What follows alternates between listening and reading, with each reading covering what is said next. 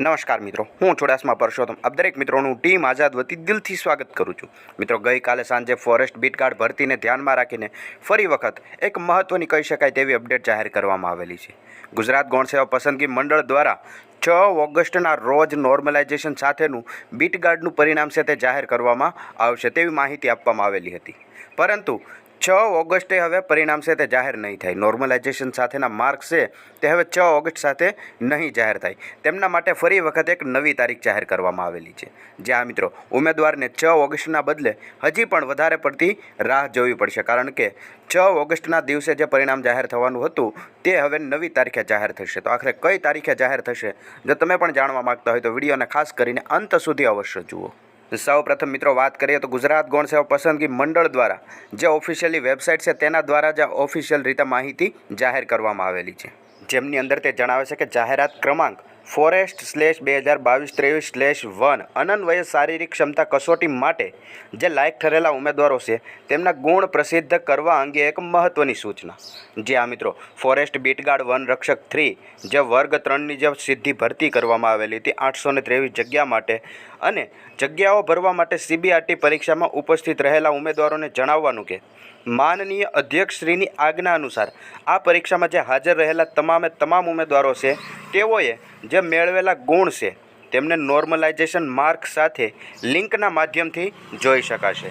તો તેમના માટે તારીખ 9/8/2024ના રોજ 12 વાગે મંડળની જે ઓફિશિયલી વેબસાઇટ છે તેમની ઉપર આ લિંક પ્રસિદ્ધ કરવામાં આવશે, અને આ લિંક દ્વારા ઉમેદવાર પોતાના મેળવેલા નોર્મલાઇઝ માર્ક છે તે જ જોઈ શકશે।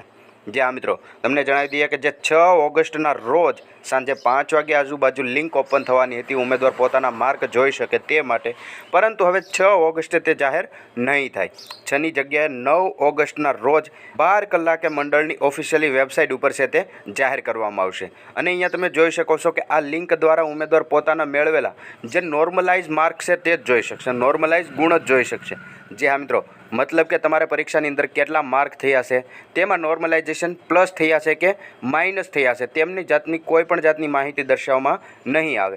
માત્ર ને માત્ર મેળવેલા માર્કની અંદર નોર્મલાઇઝેશનના જે માર્ક છે તે ભળીને સીધો એક આંકડો દર્શાવવામાં આવશે કે તમારે આટલા માર્ક થયેલા છે, નોર્મલાઇઝેશન થયા પછીના એટલા માર્ક તમને મળેલા છે। તે રીતના માર્ક છે તે ઓફિશિયલી વેબસાઇટ ઉપર 9 ઓગસ્ટ 2024ના રોજ 12 વાગે દર્શાવવામાં આવશે।